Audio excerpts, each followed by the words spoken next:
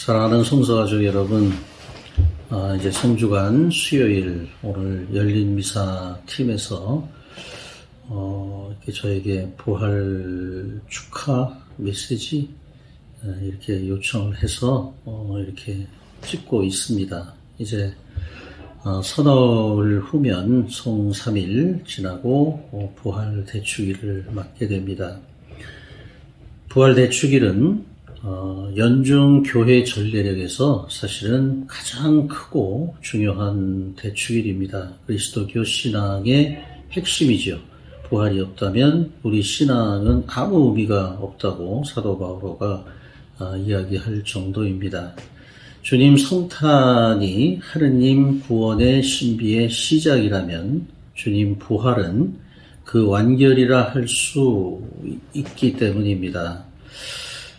오늘 여러분과 부활에 대한 이야기를 어떻게 나눌까 그렇게 생각을 하다가 제가 본당에서 성주간 월요일, 화요일, 수요일 오늘까지 매일 주님의 종의 첫째 노래, 둘째 노래, 셋째 노래를 강론하면서 이 내용이 너무 좋아가지고 또 여러분과 이 주님의 종을 가지고 이야기한 적이 없기 때문에 이 주님의 종의 이야기를 통해서 우리가 부활을 좀 묵상할 수 있었으면 하는 마음으로 이렇게 이야기를 하겠습니다. 성주간 첫 사흘, 성주간 월요일, 화요일, 수요일 우리는 주님 죽음과 부활의 신비의 도입부로 이사야서에 예언된 주님의 종의 첫째 노래 42장, 둘째 노래 49장, 셋째 노래 50장의 노래를 들으며 예수님의 순환과 죽음의 길을 묵상하는 송3일을 준비합니다. 그리고 주님의 종의 넷째 노래 53장은 성금요일 독서로 듣게 될 것입니다. 사실 이 주님의 종이라는 신비로운 표상은 한 개인과 이스라엘 백성 전체를 나타냅니다. 오늘날로 치면 하나님을 믿는 우리 한 사람 한 사람이 주님의 종이죠. 그리고 교회, 백성, 우리 역삼동 아니면 우리 청년성서 모임 이러는 교회 공동체 전체가 본받아야 할 삶의 자세, 신앙인의 정체성이라고 해도 과언이 아닙니다. 교회의 전통은 이 주님의 종의 노래들을 바로 예수 그리스도 안에서 이 주님의 종의 노래가 그대로 실현되었다고 믿고 또 그 의미를 붙여서 이 송주간에 주님의 종의 노래를 우리가 묵상하게 됩니다. 오늘 송주간 월요일 이사야전서 42장 1절에서 7절의 말씀은 주님의 종의 첫째 노래로 하느님께서 바라시는 이상적인 지도자의 모습입니다. 큰 소리로 자기 주장을 강요하지 않는 모습, 약한 이를 챙기고 돌보는 모습, 실망하거나 지치지 않고 공정한 세상을 만들어가는 모습, 모든 사람들을 편가르지 않고 돌보는 모습 등 어쩌면 오늘날 우리가 원하는 정치 지도자, 모든 분야의 지도자의 이상적인 모습 그 자체입니다. 그리고 오늘날 사실은 국회의원 선거나 대통령 선거나 할 때 모든 사람들이 사실은 이 이상적인 주님의 종이 말하는 바로 그런 모습을 자기가 보이겠다고 표를 달라고 호소를 하지요. 백성들 위에 군림하지 않고 백성을 섬기는 진정한 지도자의 모습. 하느님께서 백성을 사랑으로 창조하시고 그들이 당신 사랑 안에서 행복하게 살기를 원하시니 그분을 닮고 그분의 뜻을 실행하는 지도자야말로 하느님 마음에 드는 주님의 종이 되리라는 것입니다. 특히 이사야서 42장 3절에서 4절이 요약하고 있는 내용은 우리에게 아주 그 메시아적인 모습을 들려줍니다. 그는 부러진 갈대를 꺾지 않고 꺼져가는 심지를 끄지 않으리라. 그는 지치지 않고 기가 꺾이는 일 없이 마침내 세상에 공정을 세우리라는 내용입니다. 부러진 갈대를 꺾지 않고 꺼져가는 심지를 끄지 않고 그리고 세상에 공정을 세우고 살다 보면 어떻게 될까요? 네. 나에게 칼을 들이대고 나를 힘으로 돈으로 아니면 출세와 성공을 보장한다고 유혹하는 협박하는 그런 것들에 대해서 나도 칼이 있지만 칼을 내려놓고 그냥 그가 칼로 찌르면 찔리는 겁니다. 부러진 갈대를 꺾지 않는다는 것, 꺼져가는 심지를 끄지 않는 것, 그리고 끝까지 지치지 않고 기가 꺾이는 일 없이 마침내 세상에 공정을 세우기 위해서는 그렇게 할 수밖에 없습니다. 그러면 그저 내가 당해야 되는 거고 무력하게 힘이 있는데도 힘을 써서 힘으로 그를 제압하는 공정이 아니고 오늘날 세상이 부러진 갈대는 아예 꺾어버리고 꺼져가는 심지는 훅 불어서 꺼버리는 약육강식, 승자독식의 거센 흐름에 지배당하고 있다면 주님의 종으로서의 신앙인은 그 흐름을 거슬러 올라가도록 요구받고 있는 것입니다. 그래서 예수님이 그렇게 무력하게 체포되고 그렇게 나약한 사람처럼 힘없는 사람처럼 고문을 당하고 아무 말도 하지 않고 십자가를 지고 그렇게 죽을 수밖에 없지 않았을까요? 주님의 종이기 위해서는 지금 이 첫째 노래의 내용만 봐도 그러나 첫째 노래는 이렇게 끝맺습니다. 주님인 내가 의로움으로 너를 부르고 내 손을 붙잡아 주었다. 내가 너를 빚어 만들어 백성을 위한 계약이 되고 민족들의 빛이 되게 하였으니 보지 못하는 눈을 뜨게 하고 갇힌 이들을 감옥에서 어둠 속에 앉아있는 이들을 감방에서 풀어주기 위함이다.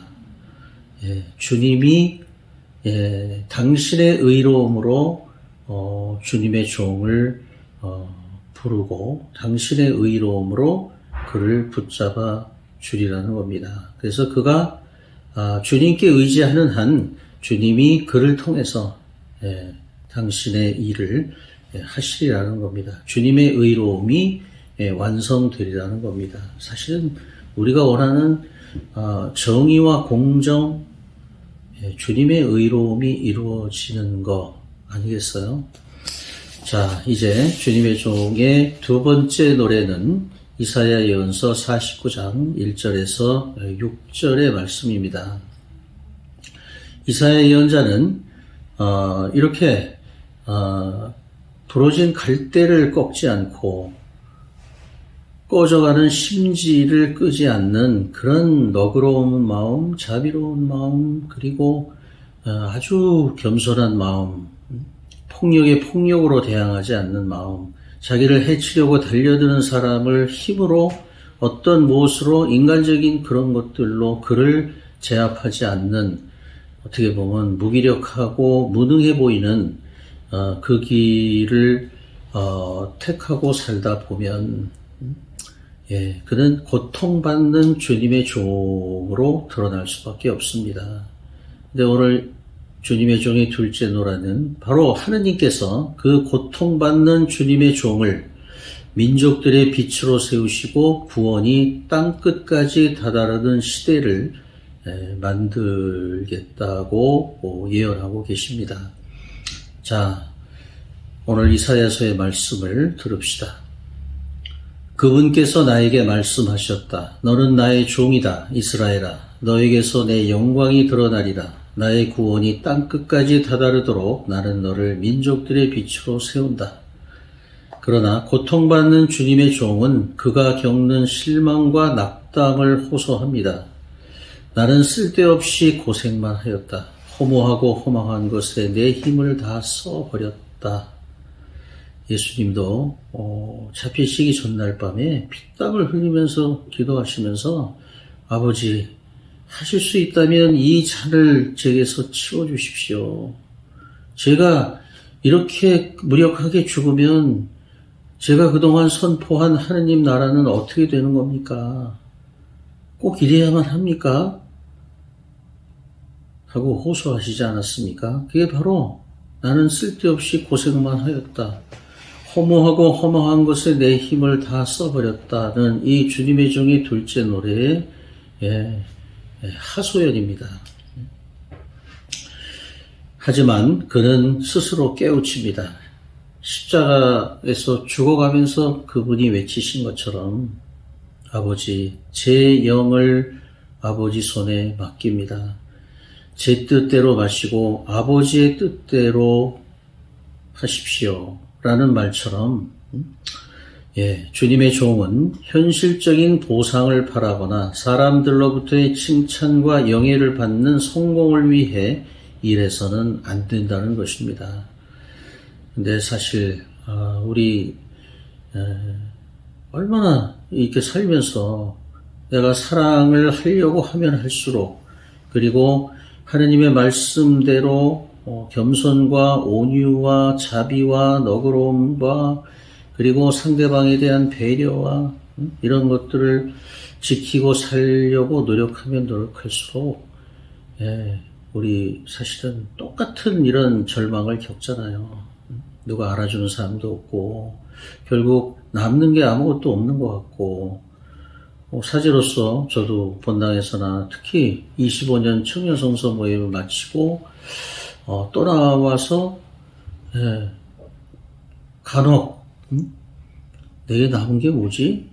인간적으로 현실적으로는 아무것도 없어요. 내가 25년 청년성서 모임에서 그렇게 내 젊음을 바치고 그렇게 뜨겁게 하나님의 체험을 했고 그리고 그 순간순간은 그 수천 명, 수만 명의 젊은이들이 하느님 안에서 변화되는 그 놀라운 부활 체험을 했음에도 불구하고 떠나고 나서 내게 남은 건 아무것도 없습니다.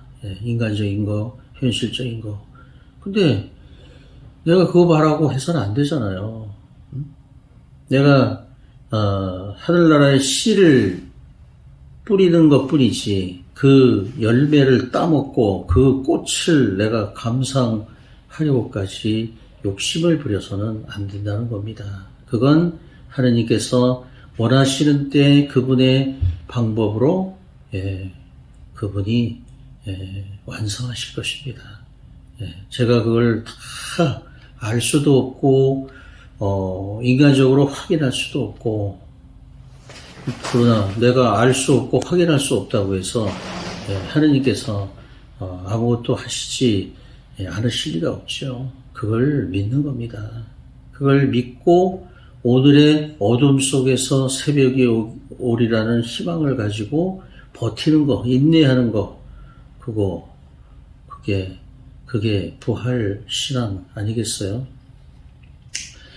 자, 주님의 종은 이렇게 자기의 믿음을 고백합니다. 이사야서 49장 4절과 5절의 말씀입니다. 내 권리는 나의 주님께 있고 내 보상은 나의 하느님께 있다. 주님께서는 나를 모태에서부터 당신 종으로 빚어 만드셨다. 나는 주님의 눈에 소중하게 여겨졌고 나의 하느님께서 나의 힘이 되어 주셨다. 이제 주님의 종의 셋째 노래가 이어집니다. 이사야 예언서 50장 4절에서 9절의 말씀입니다. 주님의 종의 셋째 노래는 하느님의 사람이 겪는 수모와 모욕에 대해 말합니다. 그는 겸손한 제자의 마음으로 지친 이를 격려하고 다른 이에게 귀를 기울입니다. 그러다 보면 모욕과 수모를 감내해야 하는 처지에 놓이게 됩니다. 비판과 오해와 과장이 섞인 비난의 소리를 듣다 보면 상처도 받고 분노에 휩싸이기도 할 것입니다. 다 포기하고 싶어지기도 할 것입니다. 그러나 사람과 세상을 바라보기보다 하느님만을 바라본다면 꿋꿋이 그 모든 것을 견디어내고 당당히 그 길을 걸을 수 있을 것입니다. 이게 주님의 종이 걸어가는 죽음을 통한 부활의 길 아니겠어요? 자, 주님의 종의 그런 당당함에 대해서 오늘 이사야 예언자는 이렇게 말합니다. 주 하느님께서 내 귀를 열어주시니 나는 거역하지도 않고 뒤로 물러서지도 않았다. 나는 매질하는 자들에게 내 등을, 수염을 잡아 뜯는 자들에게 내 뺨을 내 맡겼고 모욕과 수모를 받지 않으려고 내 얼굴을 가리지도 않았다. 그러나 주 하느님께서 나를 도와주시니 나는 수치를 당하지 않는다. 나는 부끄러운 일을 당하지 않을 것임을 안다. 나를 의롭다 하시는 주님께서 가까이 계시는데 누가 나에게 대적하려는가? 주 하느님께서 나를 도와주시는데 나를 단죄하는 자 누구인가? 예, 주님의 종의 셋째 노래의 마지막 부분. 이게 부활의 인간이 걸어가는 길입니다. 제가 여러분들에게 성서 모임에 있을 때도 많이 불렀고 본당에 와서도 신자들에게 많이 불러주는 이 주님의 종의 셋째 노래의 당당한 모습을 담은 아빌라 성녀대리사의 아무것도 너르리라는 그 노랫말 내용이 그대로 주님의 종의 셋째 노래입니다.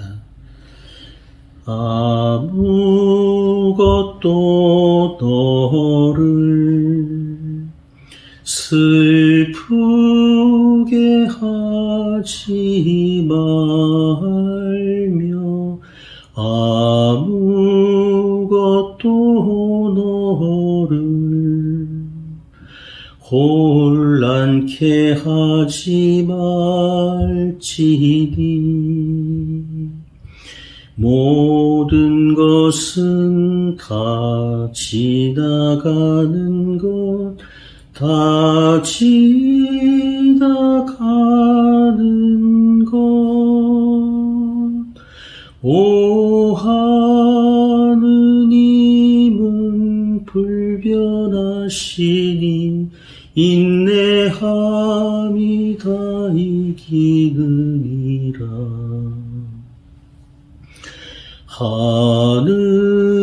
하느님을 소유한 사람은 모든 것을 소유한 것이니 하느님만으로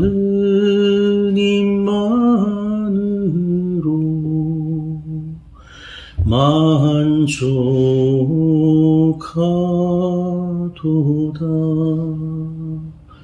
예, 이거 창세기 탈출기 연수 때는 부르지 않았습니다. 마르코 연수, 요한 연수, 이거 부활 신앙이었어요. 끝으로 제가 소개하고 싶은 또 하나의 우리가 너무너무 좋아하고 잘 알고 있는 주님의 종의 셋째 노래에 해당하는 민족 시인 윤동주의 서시가 있습니다. 나라 잃은 젊은 시인이 24살의 나이에 그 절망 속에 희망을 노래하며 칠흑 같은 역사의 어둠 속에서 별을 노래하는 마음으로 죽어가는 모든 것들을 사랑해야겠다고 결의를 다짐하는 주님의 종의 노래이기 때문입니다. 윤동주는 1945년 해방을 불과 얼마 앞두고 후쿠오카 형무소에서 28살의 나이로 죽었지만 해방 후 기적처럼 간행된 그의 유고 시집 하늘과 바람과 별과 시의 첫머리에 실린 서시로 우리 모두의 마음속에 찬란히 빛나는 불멸의 별이 되었습니다. 저는 부활은 이런 거라고 생각해요. 윤동주는 28살에 죽었습니다. 특별히 치열한 독립투쟁을 한 것도 아니고 뭘 위대한 뭔가를 한 것도 아니에요. 그죠? 그 젊은 감수성이 예민한 그러나 나약하고 두렵고 무기력함을 체험할 수밖에 없는 그 젊은 문학 청년이 예, 그리고 그냥 가장 무력하게 그리고 비참하게 아무도 눈여겨보지 않는 감방에서 어떻게 죽었는지도 모르게 28살에 죽었는데 그의 시가 나중에 우여곡절을 거쳐서 인쇄가 되지 않았더라면 아마 우리는 윤동주를 몰랐을 겁니다. 그런 우리가 모를 수밖에 없는 얼마나 많은 수많은 의인들이 그렇게 죽어갔을까요? 그렇게 고통받고 살았을까요? 지금도 죽어가고 있고 지금도 살고 있겠지요. 우리의 눈으로 다 확인할 수가 없습니다. 윤동주도 정말 우연 내지는 천운으로 그의 시가 발견이 되고 그게 알려지지 않았다면 우리는 윤동주를 그는 부활한 것입니다. 이게 부활이에요. 윤동주의 시가 알려지지 않아서 우리 모두가 그걸 몰랐다고 하더라도 윤동주를 몰랐다 하더라도 그는 하늘나라에서 부활의 영광을 기쁨을 누리고 있을 겁니다. 자, 그의 서시 우리 모두가 대한민국 국민이 제일 좋아한다는 그리고 웬만한 사람은 다 외고 있는 서시 한번 들어보세요. 죽는 날까지 하늘을 우러러 한 점 부끄러움이 없기를 잎새에 이는 바람에도 나는 괴로워했다. 별을 노래하는 마음으로 모든 죽어가는 것을 사랑해야지. 그리고 나한테 주어진 길을 걸어가야겠다. 오늘 밤에도 별이 바람에 스치운다. 너무 짧고 어떻게 보면 아무것도 아닌 것 같지만 죽는 날까지 하늘을 우러러 한 점 부끄러움이 없기를 이런 마음을 가지고 우리가 산다면 이 부끄러움을 모르는 오늘날 세상 오늘날 현대인들은 점점 부끄러움을 잊어가요. 죄를 짓고도 다 아는데도 증거를 대라고 큰 소리 치고요. 법대로 하자고 그 법을 돈이나 자기 권력으로 마음대로 할 수 있는 사람들이 법대로 하라고 큰 소리를 칩니다. 부끄러운 줄은 몰라요. 근데 윤동주는 죽는 날까지 하늘을 우러러 한 점 부끄러움이 없기를 잎새에 이는 바람에도 괴로워했다고 고백합니다. 식민지 청년으로 아무것도 할 수 없는 그 무력함, 나약함, 그 부끄러움이겠지요. 그러나 그는 별을 노래하는 마음으로 모든 죽어가는 것을 사랑하리라고 다짐합니다. 그리고 비록 부족하고 나약하지만 나한테 주어진 길을 걸어가야겠다고 다짐합니다. 별은 하늘입니다. 윤동주에게 별은 윤동주의 시에 별이 많이 나오죠. 하늘입니다. 하느님이에요. 별을 노래하는 마음. 부활을 믿는 신앙인입니다. 마지막 한 문장. 그런데 부활의 신앙을 가지고 그렇게 희망을 잃지 않고 인내를 가지고 살려고 하는데 오늘 밤에도 별이 바람에 스치운다. 오늘 밤. 이건 그냥 밤이 아니에요. 부활이 있기 전에 예수님의 그 수단, 그 밤, 그 칠흑 같은 밤, 별이 바람에 스치운다. 바람.